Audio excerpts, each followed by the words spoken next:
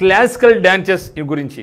ఇండియాలో మొత్తం ఎన్ని క్లాసికల్ డ్యాన్సెస్ ఉన్నాయి, అదే మాదిరిగా ఇక క్లాసికల్ డ్యాన్సెస్ అనేది సంగీత నాటక అకాడమీ ప్రకారం ఎన్ని ఉన్నాయి, మరి minister of culture government of India ప్రకారం ఎన్ని డ్యాన్సెస్ ఇండియాలో ఇక క్లాసికల్ డ్యాన్సెస్ హోదా పొందినాయి అనేది మీకు ఇక్కడ వివరించబోతున్నాను.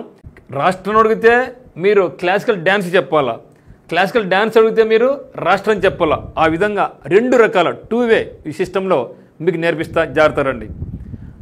According to Sangeet Natak academy ప్రకారం మనకు 8 క్లాసికల్ డ్యాన్సెస్ ఉన్నాయి.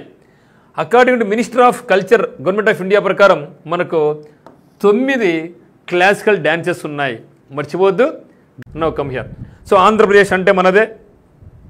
ఆంధ్రప్రదేశ్లో మన పిల్లోళ్ళు బయట ఆటలు ఆడుకుంటారు. ఏం ఆట ఆడుకుంటారు, లేదంటే ఏ పాట పాడుకుంటారంటే కుచ్చు కుచ్చు హోతా హై అని పాట పాడుకుంటూ బయట డ్యాన్స్ చేసుకుంటారు మన పిల్లోళ్ళు. చూసాం కదా ఏం పాట పాడుతుంటారు, ఏం ఎగురుతుంటారు పిల్లలు.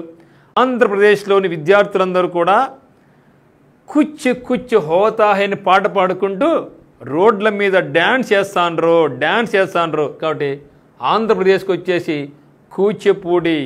భరతనాట్యం ఎక్కడంటే తమిళనాడు. అది కాకుండా శ్రీరామచంద్రుడు సీతాదేవిని అన్వేషించబోయినప్పుడు చివరిగా తమిళనాడులో అడుగుపెట్టాడు కదా. మరి భరతుడు ఎవడు? శ్రీరామచంద్రుడి తమ్ముడే కదా. అట్లా గుర్తుపెట్టుకోవచ్చు మీరు. కాబట్టి తమిళనాడుకు వచ్చేసి ఎవరంటే భరతనాట్యం. కేరళలో అమ్మాయిలు మోహినిలాగా చాలా అందంగా ఉంటారు. ఎట్లా?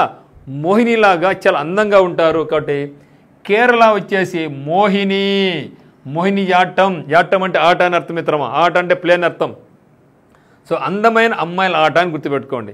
సో కేరళ కుట్టీలు అందంగా మోహినిలాగా ముస్తాబై ఉంటారు.